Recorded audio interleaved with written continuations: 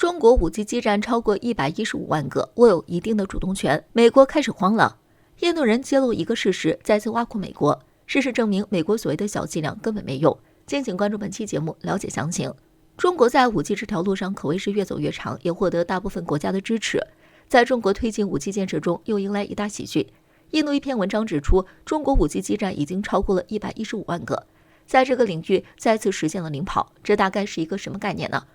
这也就是说，中国5G 基站占据全球的7%以上，而美国连其中的3%都没有拿捏住。毫无疑问，这肯定会让美国再次慌张。早在华为拥有大量的5G 专利的时候，并在6G 领域推进的时候，美国就开始慌了。美国通过施压围堵中国5G 建设，从而让中国在这个领域处于一个孤立无援的阶段。继美国公开进行表态后，以色列、日本以及加拿大都倾向于美国的决定，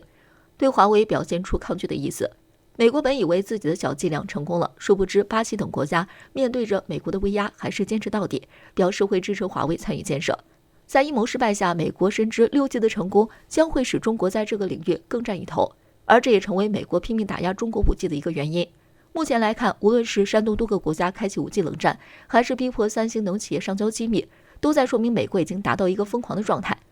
对中国5G 的成功，印度人道出了一个真相，再次往美国的伤口上撒盐。有人直言，不只是5G 基站，世界上的4G 也基本在中国。2019的数据显示，中国4G 基站数有544万个，而美国却仅有40万个。换句话说，不只是5G，还有4G，中国基站数量都远超于美国。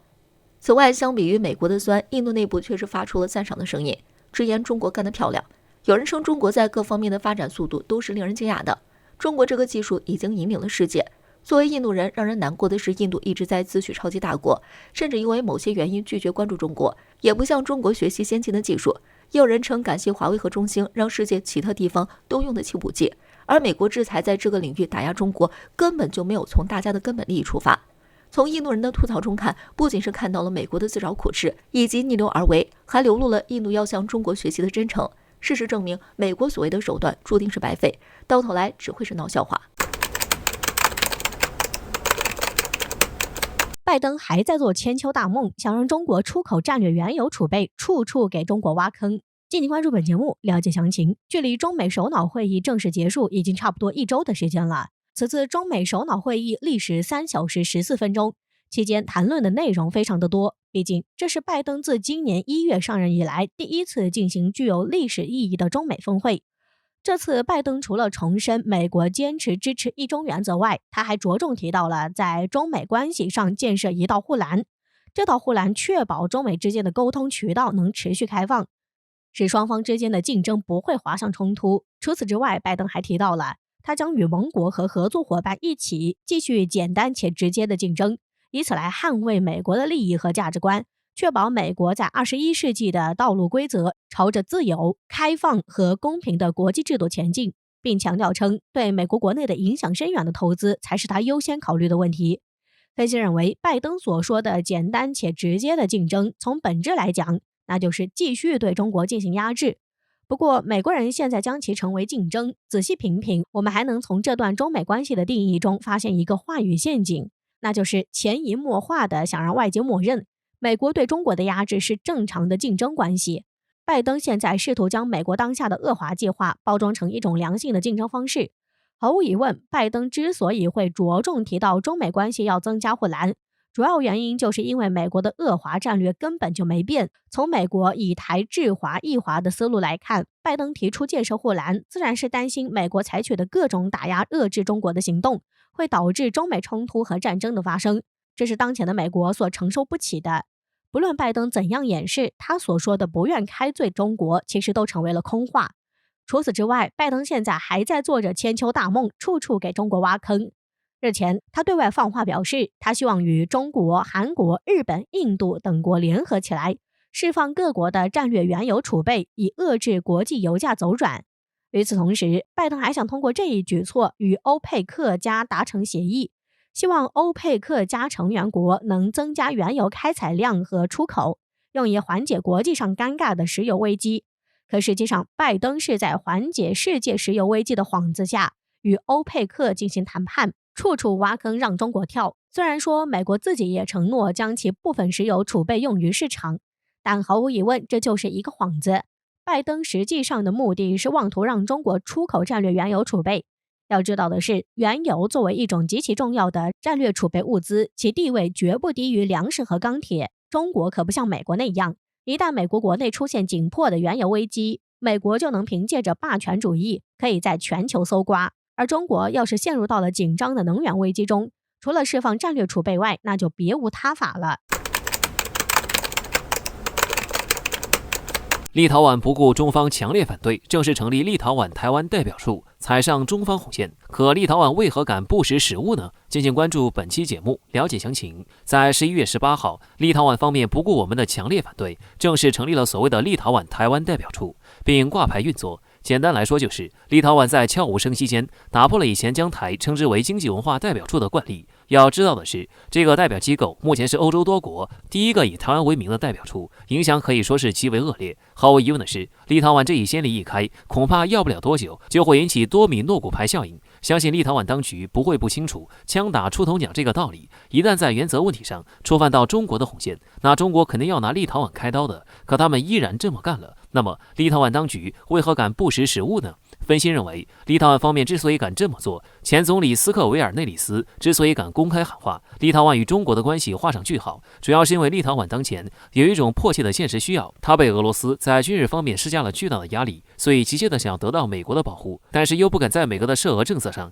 有太多的表现，毕竟俄罗斯太近了，轰炸机扇扇翅膀就能到立陶宛的首都，所以立陶宛当局只能是另辟蹊径，在涉中主权问题上的表现一定要比其他美国在欧洲的盟友出类拔萃，一枝独秀，能让美国人看到。其次，立陶宛敢不识时务，还有一方面的原因是中国太遥远了，根本没法动用武力进行惩罚，这样既能免受中国伤害，又能讨好美国，还能减轻俄罗斯的威胁，可谓一举三得，这才导致了其在中国主权问题上不识抬举的表现。虽然在中美首脑会晤上，拜登明确表示他支持一中原则，绝对尊重中国的主权问题，可立陶宛精准地把握了美国人的脉搏，心里非常清楚美国人言不由衷、表里不一的本性，利益才是美国人的唯一考虑，嘴巴上的承诺通常都会被美国人自己给推翻。那么对于立陶宛这个小国，我们真的就没有什么办法制裁它吗？其实，在排除了武力威慑这一选项以后，单就两国的关系而言，经济和外交手段都可以运用。从外交方面来讲，中国可以直接与立陶宛断交；而从经济上讲，立陶宛只是一个东欧的小国家，工业资源薄弱，高科技产业没有得到发展，还严重依赖欧洲和俄罗斯。当前立陶宛最大的贸易伙伴是欧盟、俄罗斯等国，而中国则是立陶宛在亚洲最大的贸易伙伴，且贸易的主体多为日用品。对此，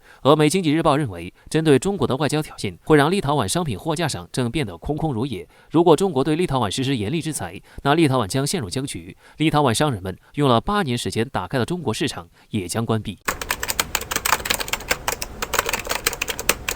乱了，为何说一个无罪释放，让美国国内分裂迈进了一大步？美国国债为何再次敲响警钟？发生了什么？敬请关注本期节目。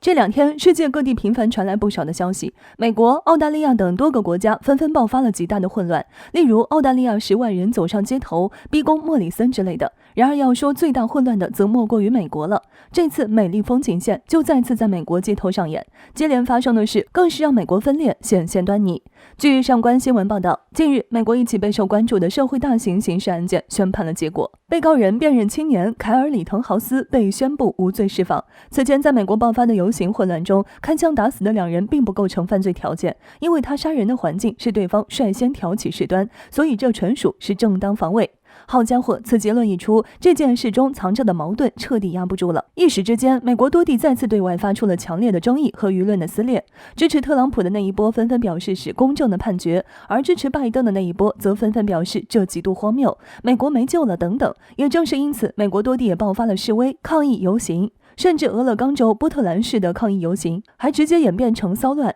当时位于市中心的抗议者们直接肆意砸碎街道两边的窗户、街头的公共设施，甚至因为有美国警察拦截的缘故，还有不少抗议者直接向警方投掷了各类物品。可以说，这场示威游行爆发出来的混乱，让整个美国面临的局面更加艰难。其实说起来，这件事归根究底还是和美国的反种族主义矛盾有关。有分析人士表示，本身双方积怨就颇深，这件事如果从严从重去判，说不定还能够顺顺当当的压下来，而不是爆发比以往更强烈的混乱矛盾。就连美国媒体都直接警告，从这件事中能够看到美国社会当下严重的对立和分裂，这将会让美国的分裂再次迈进一大步。都说祸不单行，但这显然不仅仅是一句口头口号，因为在美国这场混乱大爆发的时候，美国的国债再次敲响警钟。此前，美国财务部部长一直在给美国警告，说美国债务危机问题，甚至因此一度涌现美国崩溃论，而且当时美国就连公务员的工资都发不出来，不得不说确实非常严重了。只不过美国最后还是挺过来了，慢慢开始减少印钱的投放。那么问题来了，这件事真的就解决了吗？